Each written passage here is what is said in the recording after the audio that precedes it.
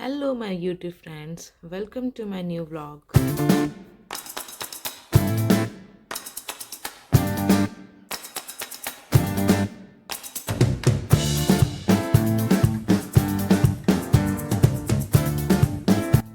तो फ्रेंड्स, आज मैं EPFO APFC के एग्ज़ाम के लिए अकाउंट्स का एक बहुत ही इंपॉर्टेंट टॉपिक पढ़ रही थी। अगर आप भी इस एग्ज़ाम की तैयारी कर रहे हैं तो आपको भी अकाउंट्स ज़रूर पढ़ना चाहिए, क्योंकि ये बहुत ही बड़ा वेटेज रखता है एग्ज़ाम में। तो आज की क्लास में मैंने meaning of accounting, objectives of accounting, advantages of accounting, limitations of accounting, फिर अकाउंटिंग ऑफ इंफॉर्मेशन,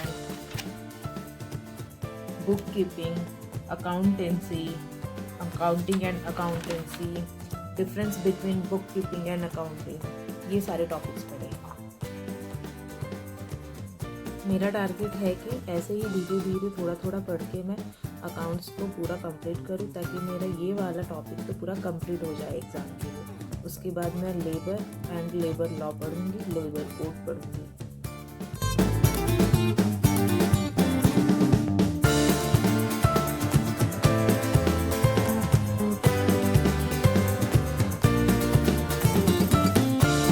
आपके मन में भी पढ़ते टाइम नेगेटिव ख्याल आते हैं? पढ़ाई के दौरान नेगेटिव ख्याल आना बहुत ही कॉमन बात है, स्पेशली जब सिलेबस बड़ा हो और प्रेशर ज़्यादा हो। अगर आपको भी ऐसे थॉट्स आते हैं तो आप इन चीज़ों को ट्राई कर सकते हो। मैं भी करती हूँ इन चीज़ों को ट्राई, और मुझे इसका असर दिखता है, तो आप भी इन चीज़ों को ट्राई कर सकते हो। जैसे थॉट रिप्लेसमेंट टेक्निक होती है। जब भी कोई नेगेटिव ख्याल आता है मुझे, तो मैं तुरंत उसे एक पॉजिटिव थॉट से रिप्लेस कर देती हूँ। आप भी ये करके देखिएगा।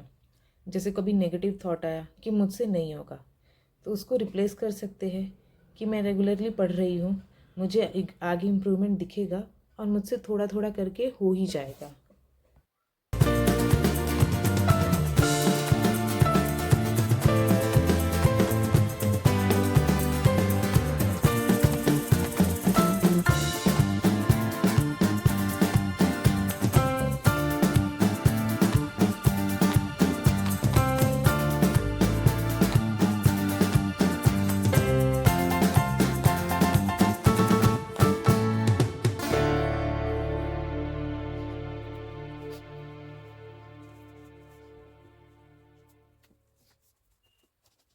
आधे घंटे की नैप लेके मैं फिर नहाने चली गई थी।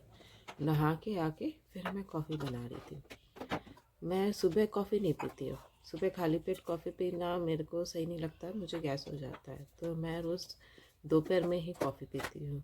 यही मेरा शेड्यूल है कि मैं पढ़ती हूँ, फिर थोड़ा नैप लेती हूँ, उसके बाद नहाने जाती हूँ, फिर उसके बाद कॉफ़ी पीती हूँ।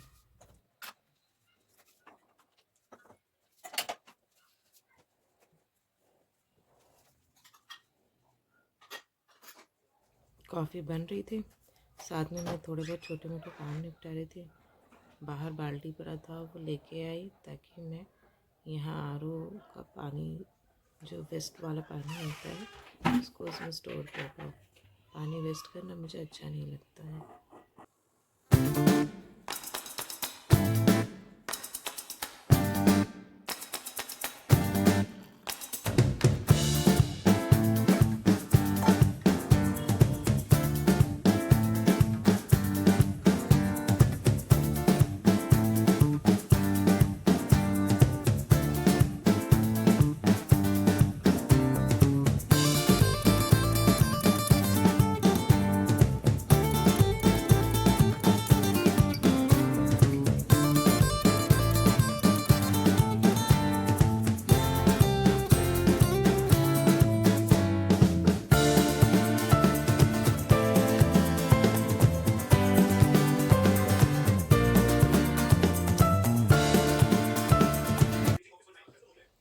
फ्रेंड्स, शादी के बाद पढ़ाई करना कई लोगों को मुश्किल लग सकता है, लेकिन सही प्लानिंग और मेहनत से इसे आसानी से मैनेज किया जा सकता है।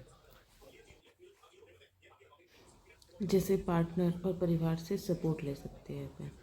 आपको अगर कभी कोई प्रॉब्लम होती है तो आप अपने हस्बैंड से कहिए, उनका सपोर्ट लीजिए। मुझे तो थोड़ी भी कोई भी प्रॉब्लम होती है, मैं अपने हस्बैंड से कहती हूँ मुझे ये प्रॉब्लम हो रही है पढ़ाई होने में, और वो मेरे हेल्प करते हैं, वो मेरे सपोर्ट सिस्टम हमेशा बने रहते हैं। तो आप भी ऐसा कर सकते हैं। अपने हस्बैंड का, अपने फैमिली का सपोर्ट लीजिए।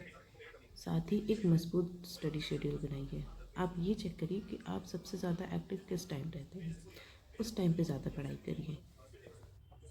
रोज़ कम से कम 3 से 4 घंटे ज़रूर निकालें।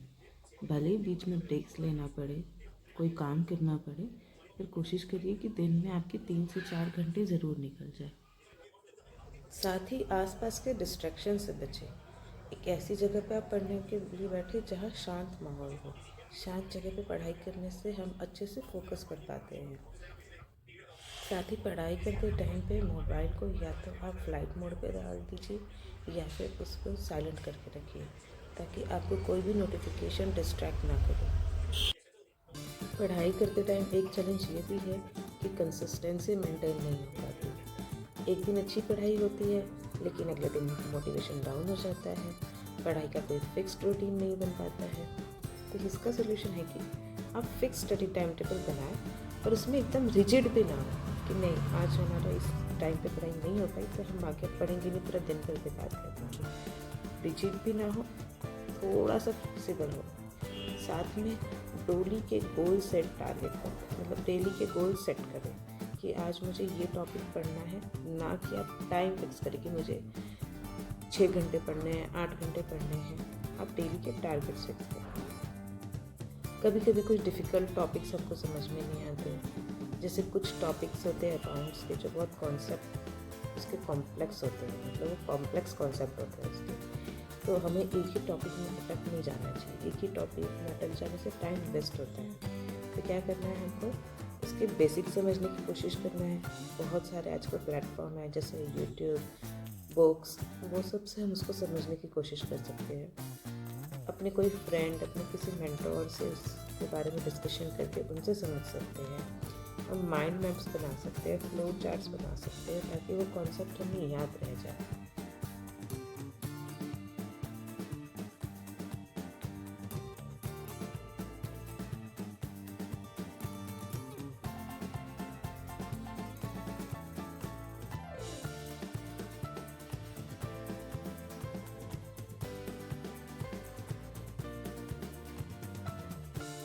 हस्बैंड के कॉलेज चले जाने के बाद मेरा डेली का यही शेड्यूल होता है कि मैं 9 बजे से पढ़ने बैठ जाती हूँ, 1-1.5 घंटे पढ़ती हूँ। उसके बाद थोड़ा सा नैप लेती हूँ। नैप लेने के बाद नहाने चले जाती हूँ, थोड़ा कॉफ़ी पीती हूँ, फिर वापस से पढ़ने बैठ जाती हूँ। फिर बाद में लंच करने के लिए सीधा उठती हूँ। लंच करने के बाद थोड़े बहुत छोटे जो काम होते हैं वो करती हूँ। फिर उसके बाद से मेरी ट्यूशन्स चालू हो जाती है।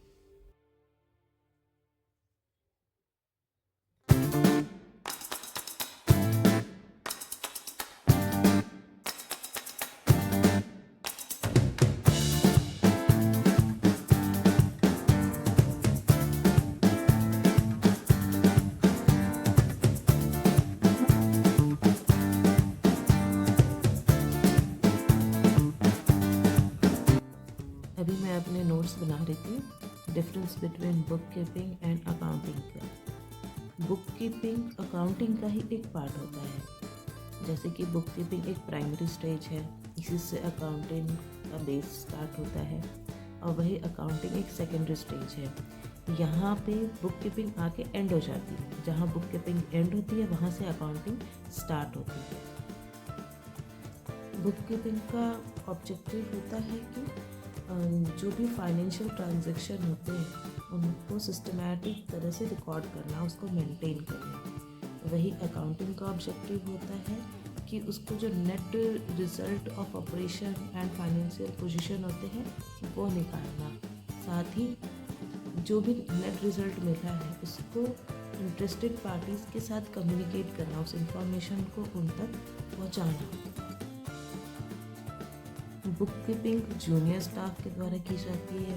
वही अकाउंटिंग जो है किसी स्पेशलाइज्ड पर्सन के द्वारा, जो कि सीनियर स्टाफ होते हैं, उनके द्वारा की जाती है। बुक कीपिंग जो है मैकेनिकल नेचर में है, जिसके लिए कोई स्पेशल स्किल की रिक्वायरमेंट नहीं है, उसे कोई भी कर सकता है। वही अकाउंटिंग जो है उसको स्पेशल स्किल रिक्वायर है। उसको करने के लिए एक आपको कोर्स किया होना चाहिए। आपने वो सारी स्किल्स होनी चाहिए, तब जाके कोई अकाउंटिंग कर सकता है।